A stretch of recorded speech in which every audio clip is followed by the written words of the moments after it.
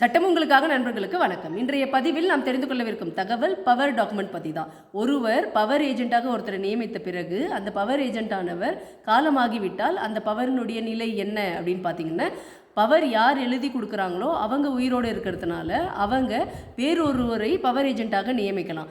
நீங்கள் கேட்கலாம், பவர் ஏஜென்ட்டாக ஒருத்தரை நியமிச்சிருக்காங்க, அதனால் பவர் ஏஜென்ட் இறந்துட்டாலும் அவங்களுடைய வாரிசுங்க எங்கள் அப்பாவை நியமிச்சிங்க, அதனால் நாங்கள் இனிமேல் பவர் ஏஜென்ட்டாக தொடருவோம் அப்படி என்று உரிமை கொண்டாட முடியுமா அப்படின்னு கேட்டிங்கன்னா அதற்கு வாய்ப்பில்லை. பவர் யார் கொடுத்தவங்களோ அவங்க ஆட்டோமேட்டிக்காக பவர் ஏஜென்ட்டாக ஒருத்தரை நியமிக்கிறோம் இல்லைங்களா, ஆட்டோமேட்டிக்காகவே அந்த பவர் செல்லாது இல்லைங்களா. ஏன்னா யாருக்கு நம்ம கொடுக்குறோமோ அவங்க இறந்துடுறாங்க, அதனால் அந்த பவருக்கு அர்த்தம் இல்லாமல் போய் விடுகிறது.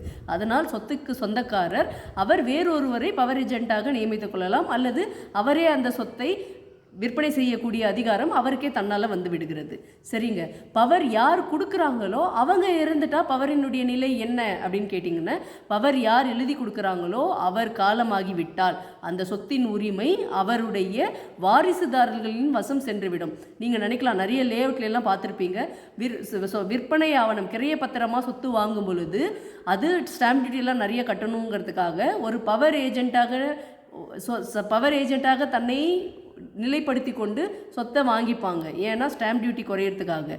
ஆனால் இதில் இருக்கக்கூடிய பெரிய சிக்கல் என்னென்னா, அப்படி பவர் ஏஜென்ட்டாக சொத்தை வாங்குபவர்கள் யார் பவர் கொடுத்தாங்களோ அவங்க இறந்து விட்டால் ஆட்டோமேட்டிக்காக அந்த நீங்கள் முழு பணமே கொடுத்து சொத்து வாங்கியிருந்தாலும் அந்த சொத்தின் உரிமை ஆட்டோமேட்டிக்காக பவர் யார் கொடுத்தாரோ அவருக்கு சென்றுவிடும். அப்படின்னு பார்த்தீங்கன்னா, உங்களால் அந்த சொத்தை விற்பனை செய்யவோ இல்லை நீங்களே மொத்த டாக்குமெண்ட்டும் அந்த சொத்துக்குரிய மொத்த டாக்குமெண்ட்டும் நீங்கள் உங்கள் வசம் வைத்திருந்தாலும் கூட அந்த சொத்து குறித்து அடுத்த கட்ட நடவடிக்கையாக நீங்கள் எதையும் மேற்கொள்ள முடியாது. அதனால தான் நம்ம எப்பவுமே எல்லா கிளைண்ட்கிட்டையும் சொல்லுவோம், பவர் டாக்குமெண்ட் மூலமாக நீங்கள் ஒரு சொத்து வாங்குறீங்கன்னா பவர் யார் கொடுத்தாங்களோ அவங்க உயிரோடு தான் இருக்கிறாரா அப்படிங்கிறது உறுதிப்படுத்தி கொள்ளுங்கள்.